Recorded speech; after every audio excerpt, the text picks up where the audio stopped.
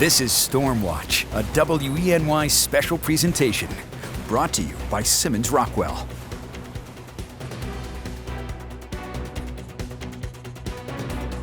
Welcome to Storm Watch 2021, brought to you by Simmons Rockwell. I'm Chief Meteorologist Joe Veras, along with meteorologists Alex Bielfeld and Connor Thompson. Over the next half hour, we'll cover a variety of severe weather topics to help keep you and your family safe. And we're going to take a look at how thunderstorms develop and how some can turn severe with large hail and destructive winds. And we'll also look into how meteorologists forecast severe weather and what warning signs to look out for when the summer heat cranks up. Let's start with some thunderstorms. As we approach summer and temperatures rise, thunderstorms become more common across the Twin Tiers. But not all thunderstorms are the same. Some may only produce light winds and rain, while others can produce large hail, torrential downpours, and destructive winds. To help better understand thunderstorms, let's start with how they develop. Basically start off with what's called the updraft stage, if you will, or where you've got all warm, moist air rising throughout the atmosphere. And we know from our basic water principles in physics that as air rises, it cools off, condenses, forms clouds. If there's enough moisture, instability, and lift present, thunderstorms will form. One of the main reasons why thunderstorms are more common during the summer months is because warmer air can hold more moisture, a key ingredient for thunderstorm development. Warmer air is also more buoyant, so when a parcel of air is warmer than its surroundings, it'll rise, a sign instability is present. And lastly, you need some kind of lift to help air parcels rise into the unstable environment. Lift can be generated by frontal boundaries, warm air advection, or basically any type of convergence. Once these three ingredients come together, thunderstorm development can occur. And a lot of times severe thunderstorms will be more likely if you have more of those ingredients. So you've got higher moisture content, you've got more vigorous or faster rising motion in the atmosphere, or instability as we call it. If you think of warm air rising into cooler air, less dense air rising up above more dense air. And then if we've got a strong forcing mechanism. Thunderstorms are grouped into three categories: single cell, multi-cell, and supercell. Single cell thunderstorms are usually fairly disorganized and short-lived, only containing moderate amounts of moisture, instability, and lift. On the flip side, multi-cell thunderstorms occur when stronger wind shear is present, which is basically the difference in wind speed or direction with height. Stronger wind shear helps the storms last longer and helps aid in the development of additional thunderstorms. These multi-cell thunderstorms can last for hours, but by far the most dangerous type of thunderstorm is the supercell. Supercells, all modes of severe weather type hazards. So severe weather by definition is hail the size of a quarter or 1 inch in diameter. So supercells certainly can consist of that or much larger. Hailstones, winds on the order of 58 miles an hour. Again, certainly can see winds much higher than that with several severe type thunderstorms. Tornadoes are another one that can come out of them. What makes supercells unique is the fact they contain a rotating updraft or a mesocyclone. These thunderstorms develop when very strong wind shear is present, and these storms often last for hours. Supercells almost always produce damaging winds and can produce large hail. The most intense tornadoes are also associated with supercell thunderstorms.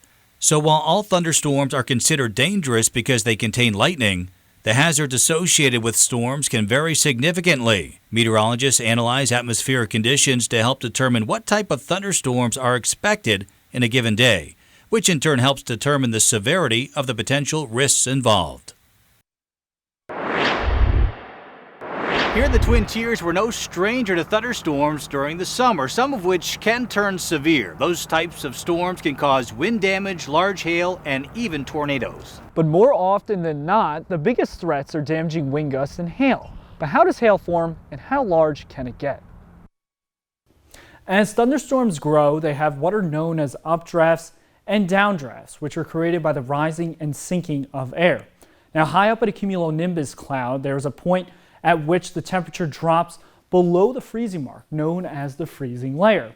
Rain droplets in the stronger thunderstorms get picked up by the updraft and lofted above that freezing layer within the cloud. The water droplet then freezes, forming hail, and this pattern continues causing the ice to build up on the hailstone. But eventually, that hailstone will be too heavy and outweigh the strength of that updraft, and then that hailstone will begin to fall towards the ground, causing damage. Well, hailstones come in all different sizes, and it all depends on how strong the updraft is within that thunderstorm. Pea-sized hail, which we have seen locally, is very common, but intense thunderstorms have strong updrafts, meaning hail can grow as large as grapefruits. The largest hailstone ever recorded in the United States was just shy of 8 inches in diameter, and that was found in Vivian, South Dakota on July 23, 2010. But not all hail produced in thunderstorms means it's a severe thunderstorm. For hail to meet severe thunderstorm criteria, it must be at least 1 inch in diameter or roughly the size of a quarter. Well, no matter the size, hail can damage your home and property. Over the past 20 years, hailstorms have caused between $8 billion and $14 billion in damage per year. The areas most at risk for severe hail within the United States include the Southeast, Midwest, and Central U.S. But on occasion, here locally, we can experience days where severe hail can fall across the region. And there are ways to help protect your property from damage. First and foremost, you want to take care of your roof. During the spring and fall months, check your roof for damage or possible issues. Also, make sure your windows are protected. There are types of windows on the market that are high wind and high impact resistant. To protect your outdoor property, move dead branches from any nearby trees, and if you have one, move your vehicle to a garage or carport. You should also move any outdoor furniture into an enclosed location, and for you gardeners out there, try making a makeshift canopy to protect your plants. Hail is fascinating. Now you know how it forms, but it is costly to property owners, causing billions of damages per year. So hopefully this summer you can enjoy these thunderstorms from the safety of your home and know that you and your family are protected from severe hail. Coming up on Storm Watch, we'll take you through the process of how meteorologists forecast severe weather. And later we'll tell you what you need to know to stay safe as you're enjoying our local lakes and waterways this summer. Stay with us. You're watching Storm Watch, brought to you by Simmons Rockwell. You're watching Storm Watch, brought to you by Simmons Rockwell. We will return in a moment.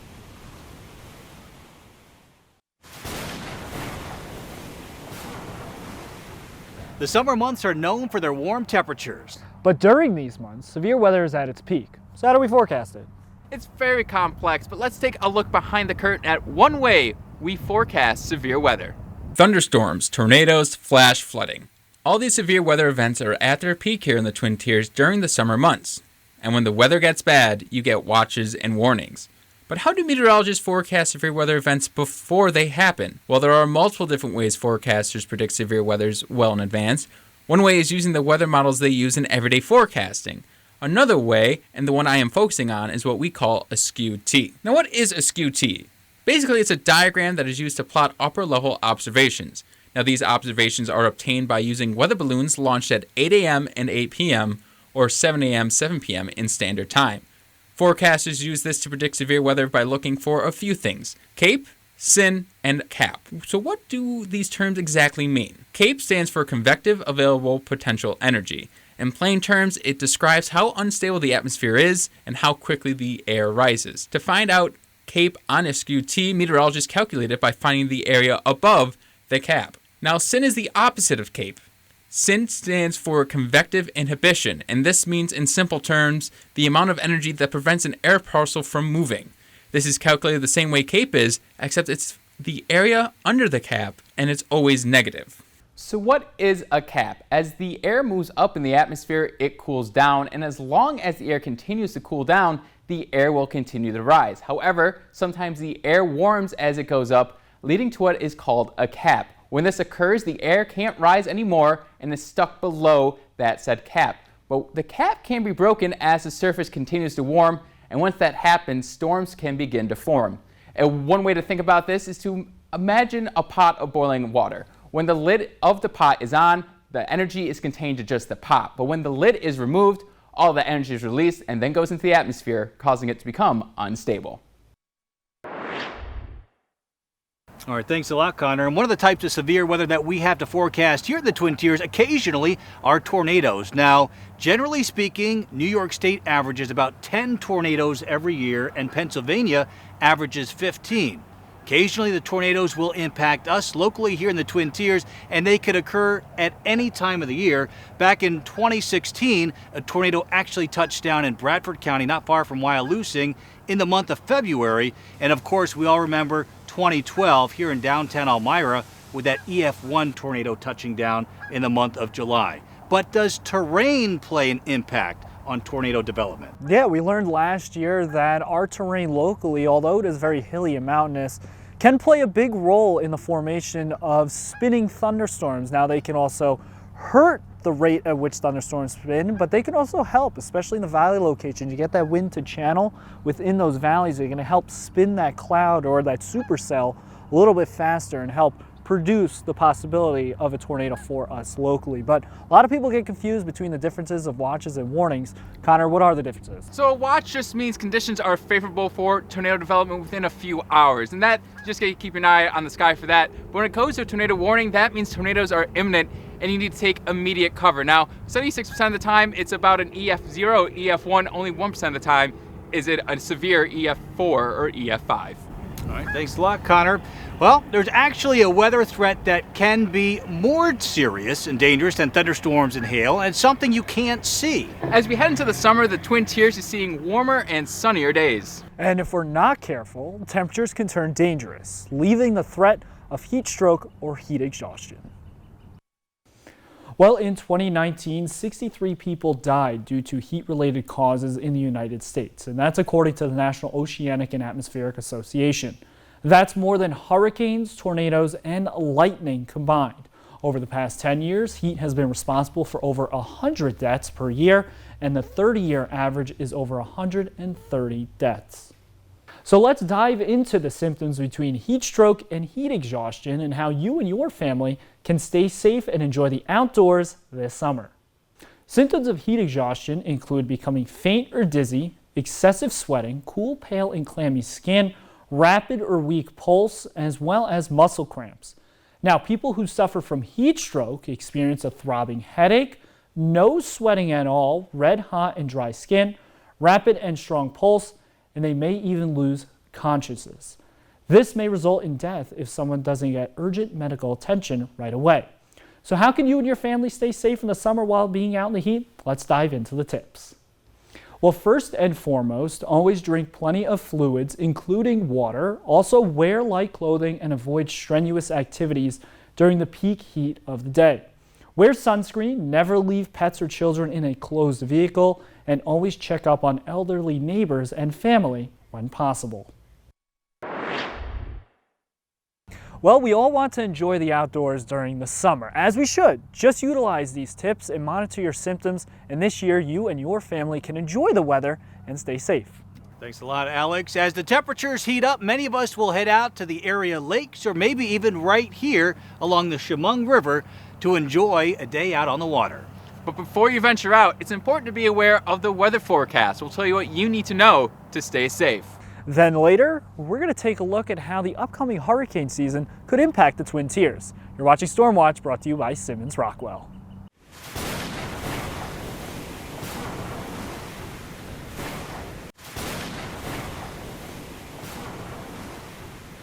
During the summer, many of us flock to the local waterways like here on the Chemung River or on area lakes. And one activity that many people love is boating. But how can we stay safe while out on the water? Here are some tips you need to know to protect yourself from severe weather. Sometimes in the Twin Tiers means enjoying the many lakes and rivers that the area has. And a lot of us choose to spend this time on the water in a boat. But with all things, there are some risks that come along with boating fun. According to the American Boating Association, in 2019, the top causes of accidents were collisions with another boat. Behind that, hitting a stationary object, running aboard ground, and flooding were the other top causes. The ABA also listed the top 10 contributing factors for the accidents. Number 1 on the list, operator inattention, or the driver not paying attention to their surrounding areas. Lower down on the list is the weather. I spoke with meteorologist David Nicosia at the National Weather Service Binghamton about how weather can affect a boating trip and how we can stay safe as we enjoy the water. Water conducts electricity, and also when you're on water, you're in the open, right? Generally speaking. So when a thunderstorm comes with, obviously there's lightning, you're at risk for being struck. Nicosia says that you need to be weather aware, and there are multiple ways to keep up with the forecast on the water. Being informed of the weather forecast before you go out on the water is very, very important. I know a lot of boaters have those marine radios. You can get the weather radio broadcast that we have out of Elmira or Ithaca. I know there's one for Rochester, Syracuse. So we have a lot of weather radio stations that are broadcasting continuously, and they provide information on thunderstorms. The big thing to take away is being weather aware and knowing when to return to land. AAA also has listed some tips on how to stay safe as you embark on the water. They suggest taking a boat safety course. New York State requires certain boat operators to have a boating safety certificate, like a motorboat or a jet ski. Many counties in the southern tier offer boating courses. And of course, always wear a life jacket at all times and never drink and operate a boat. Thanks, Connor. Those are some important tips as all of us are going to get out and enjoy the summer this year. But let's take a look down towards the tropics. Now, typically here in the Twin Tiers, we don't get hit by these Category 3, 4, 5 hurricanes, but we do get the remnants of some tropical storms. Historically, Corning and Elmira, your record flood is from Tropical Storm Agnes in June of 1972. And then you look over towards the east, over towards Owego, you got Lee from 2011. I think the most important part of that is that it can occur throughout the entire year, with Agnes in June and then Lee occurring in September. And last year was a record year for the Atlantic, but for us locally, it wasn't too bad. But to talk a little bit more about last year's record season, Connor, got a little bit more on that? Yeah, as Alex mentioned, 2020 was a record year in terms of named storms. We had 30 named storms throughout the hurricane season, and that resulted in 13 hurricanes and 16 major hurricanes throughout the season. So, Joe, what's the hurricane season looking like this year? Yeah, that's right. Unfortunately, it looks like it's going to be another above-average season in the tropics. As far as NOAA is concerned, they look at global wind patterns, and typically when we have an El Nino in place, that usually produces a lot of wind shear across the Atlantic basin. That wasn't present last year, and there's only a 10% chance of that happening this year. So more than likely, a La Nina will remain in place, or a neutral phase, and that usually leads to an above-average hurricane season. So we'll continue to monitor that, obviously, as we go through the next several months. Well, that'll do it for this segment, but stay tuned to Storm Watch 2021. We'll have much more coming up right after the break. Storm Watch 2021, sponsored by Simmons Rockwell.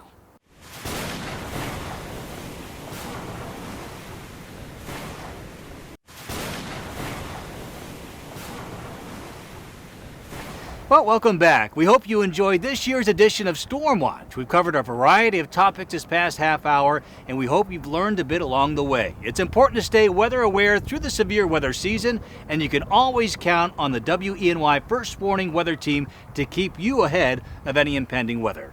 Like we've seen throughout this broadcast, severe weather here in the Twin Tiers can come in a variety of different forms.